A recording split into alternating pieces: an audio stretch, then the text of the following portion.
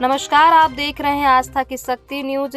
मैं हूं आपके साथ सुभा सिंह। देश दुनिया की तमाम छोटी बड़ी खबरों को देखने के लिए जुड़े रहें हमारे साथ। आइए आज की बड़ी खबरों की शुरुआत करते हैं। मऊगंज में पत्रकार वार्ता कर अगस्त क्रांति मंच के संयोजक ने मड़ना गांव में हुई हत्या के हत्यारों को पकड़ने की मांग, नशे के काले कारोबार को लेकर उठाया सवाल।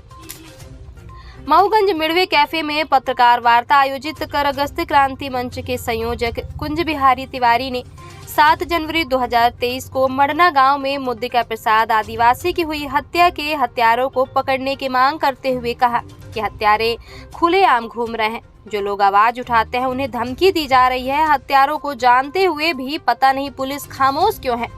इस दौरान अगस्त क्रांति मंच के संयोजक ने कई अन्य मुद्दों पर भी अपनी बात रखी और शासन प्रशासन को आड़े हाथों लिया और कहा कि मड़ना हत्याकांड के आरोपियों पर कार्रवाई नहीं की गई तो अगस्त क्रांति मंच मृतक के परिवार को न्याय दिलाने के लिए जल्द आंदोलन करेगा।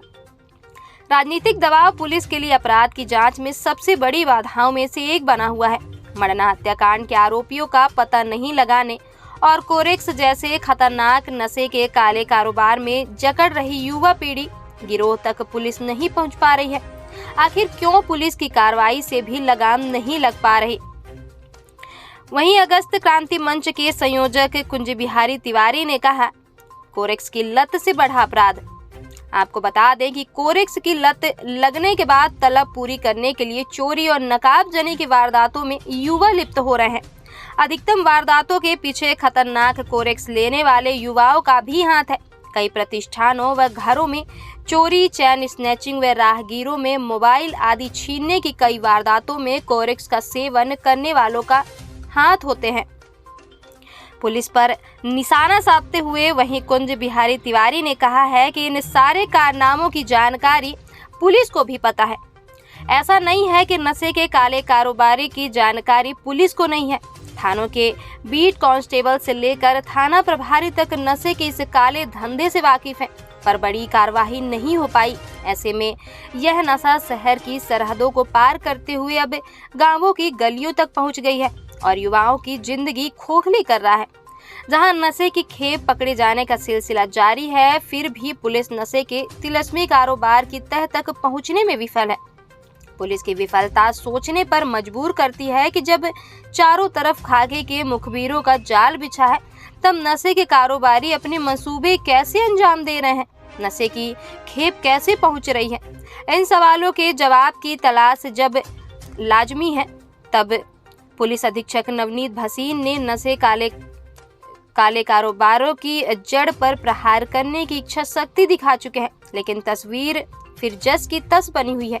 इस दौरान श्री तिवारी ने अपने ऊपर हुई पुलिस की कार्रवाई को लेकर भ्रष्टाचारियों और अपराधियों के खिलाफ आवाज उठाने का नतीजा बताया है, क्योंकि मुझे मानने की बात सोशल मीडिया में अपराधी खुद स्वीकार कर रहे हैं, लेकिन उल्टा आरोपियों को बचाने के लिए उन पर केस दर्ज किया गया है, जिससे वह डरने वाले नहीं है। अनैतिक कार्यों के खिलाफ यह पूर्व की तरह लड़ते रहेंगे। जनवरी के महीने की 7 तारीख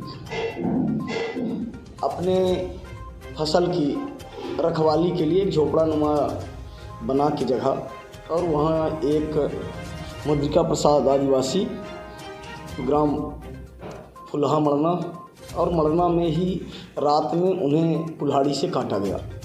सुबह जैसे जानकारी मिली, मैं और जनपद अध्यक्ष नई गढ़ी साथ में ही पुलिस की टीम भी पहुंची थी। बॉडी वहां से ले आके पंचनामा करके पोस्टमार्टम किया गया और कुछ गिरफ्तारियां हुई, लेकिन आज तक उस घटना का खुलासा नहीं हुआ कि आरोपी कौन है।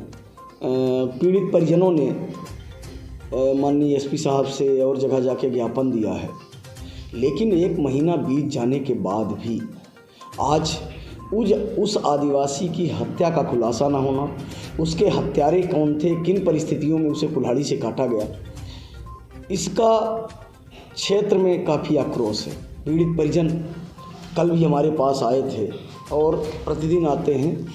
अधिकारियों से जब बात की जाती तो उनका कहना रहता है कि जो अपराधी है वेरीफाई हो गया है। अगर अपराधी वेरीफाई हो गया है तो वो जेल की सलाखों में ना होके किन परिस्थितियों में बाहर घूम रहा है, आखिर है कौन अगर चिन्हित हो गया है। ये हमारे क्षेत्र की कानून व्यवस्था की स्थिति है। अभी 2 दिन पहले आप सबने ही प्रकाशित किया था कि 2 दंपत्ति छत्तीसगढ़ से आ रहे थे अपने रिश्तेदारी में, रास्ते में रिमारी के पास गाड़ी रोक के कनपट्टी पे कट्टा बता के उनका भी झुमका उनका छीना गया। दिन दहाड़े की स्थिति है। परिस्थितियाँ क्या है अभी आपने एक दर्दनाक घटना सुपोरिया देवी की देखी है, लेकिन ये मुद्रिका आदिवासी जी की जो घटना है, वो सरकार जो आदिवासियों के संरक्षण की बात करती है, महान क्रांतिकारी बिरसा मुंडा की जयंती पे करोड़ों रुपए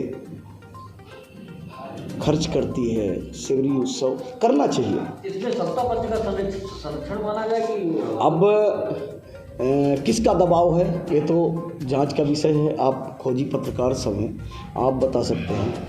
लेकिन जहां हम प्रचार में इतना खर्च करते हैं, इन आदिवासियों को न्याय सुविधा और इन पे हो रहे अत्याचार की रोक के लिए क्या हो रहा है? आखिर मुद्रिका आदिवासी की हत्या पर कोई क्यों नहीं बोलता जब ऐसी घटनाएं होती हैं इन गरीब आदिवासियों के ऊपर? मंच पहली लड़ाई व्यक्तिगत, मैं अपने हितों की लड़ाई लड़ना नहीं चाहता और मैं अपने क्रांतिकारी साथियों नहीं, मेरे जो युवा साथी हैं वो तत्काल उनकी प्रतिक्रिया आई थी, लेकिन मैंने कहा कि अगर मेरे ऊपर FIR हुआ है और उसके लिए मैं आपका उपयोग करूं तो जैसे नेता अपने लिए उपयोग करते थे वही बात मेरे पे लागू होगी। मैं अपने न्याय की लड़ाई खुद लड़ूंगा, लेकिन मुद्रिका आदिवासी के न्याय की लड़ाई तेज़ी से लड़ूंगा और इतिहास इस लड़ाई को याद करेगा कि अगर 1 हफ्ते के अंदर इसके मुद्रिका आदिवासी के हत्यारे नहीं पकड़े गए तो आप देखिएगा हम जितना कहते हैं उतना करते हैं और जितने हमारे आंदोलन हुए हैं हम स्वीकार कहाँ है? भगत सिंह ने क्या स्वीकार किया था?